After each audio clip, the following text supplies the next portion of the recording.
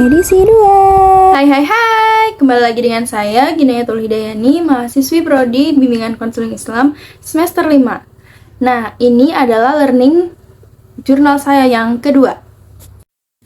Nah, di pertemuan kedua kemarin, beliau menjelaskan kembali terkait learning journal karena ternyata masih banyak yang keliru dengan tugas ini ya teman-teman. Kemudian setelah beliau menjelaskan kembali terkait learning journal itu, baru kita masuk kepada materinya, yaitu materi tentang film. Nah, teman-teman tahu nggak sih film itu apa? Jadi, film itu adalah suatu salah. Ya, secara harfiahnya itu, film adalah melukis gerak dengan cahaya. Apa sih yang dimaksud dengan melukis gerak dan cahaya? Emang bisa yang melukis gerak, melukis cahaya gitu.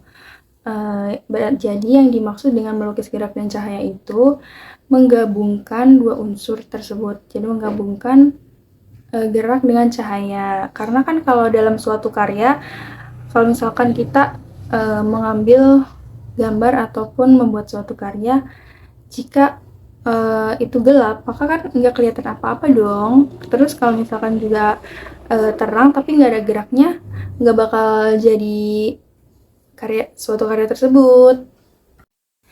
Ya, bisa dikatakan ada film itu berarti ada gerak dan ada cahaya. Oke, selanjutnya itu jenis-jenis film. Secara garis besarnya itu ada dua, yaitu yang fiksi dan non-fiksi. Terus ada film dokumenter, ada film berita, ada kartun, ada fiksi. Nah, kalau dokumenter itu yang dibuat berdasarkan fakta gitu, yang nggak dibuat-buat oleh sutradara. Maksudnya tuh diangkat dari kisah nyata. Sedangkan fiksi itu dibuat oleh manusia ataupun sutradara. Jadi masih bisa dikarang-karang oleh manusia gitu. Oke, perlu diingat lagi ya teman-teman bahwa film dokumenter itu mendokumentasikan atau mempresentasikan lagi yang berdasarkan fakta. Nah, sebelum kita memulai atau membuat film dokumenter, kita harus melakukan observasi terlebih dahulu dengan cara mengumpulkan data-data yang akurat pastinya. Nah, kemudian di dalam film dokumenter ini ada yang namanya itu unsur visual. Yang pertama itu observasionalisme reaktif, observasionalisme proaktif, mode ilustratif dan juga asosiatif. Nah, ada juga yang namanya itu unsur verbal, yaitu ada overheard exchange, ada kesaksian dan juga eksposisi. Nah, kemudian pada tahun 1872, seorang tokoh bernama Leland Stanford, dia itu meneliti tentang gerakan kaki kuda. Nah, sedangkan pada tahun 1888, seorang tokoh bernama Louis Aime Augustin Léprince atau biasa dipanggil dengan Léprince, dia itu pertama kali menggunakan adegan filmnya itu menggunakan kamera film, dan film yang dibuatnya itu berjudul Ronde Garden Scenes. Nah, film itu menjelaskan, menggambarkan bahwa ada seseorang atau suatu kumpulan di dalam taman, ada sekumpulan orang sedang berjoget di dalam taman.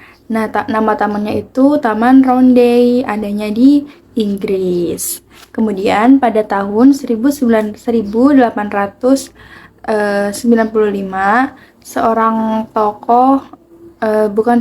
ada dua tokoh gitu, ada namanya itu Lumiere Brother, itu dua bersaudara. Mereka itu adalah pelopor dokumenter. Kemudian ada juga genre film dokumenter dan non-fiksi. Yang pertama itu ada namanya dokudrama. Nah, dokudrama itu dibuat oleh sutradara atau diatur terlebih dahulu oleh sutradara secara terperinci, seperti film Rudy Habibie atau film Titanic. Nah, yang selanjutnya itu ada film semi dokumenter. Nah, di dalam itu film tersebut tuh mereka adegan ulang kejadian, seperti di film G30 SPKI. Kemudian ada juga film faktual yang berisi tentang fakta-fakta, dan juga ada film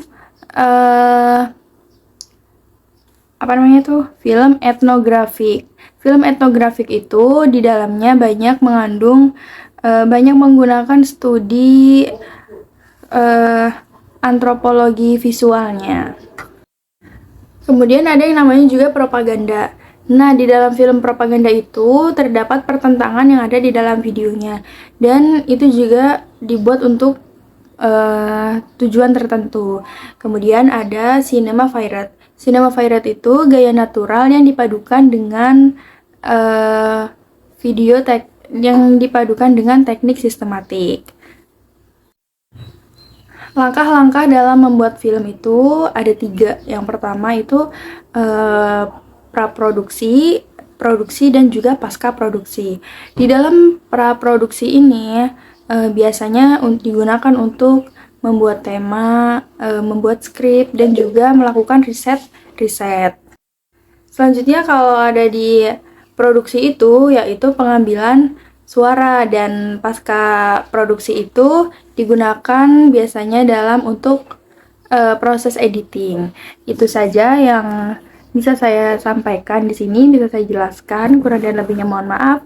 Wassalamualaikum warahmatullahi wabarakatuh. See you di Learning Journal yang ketiga.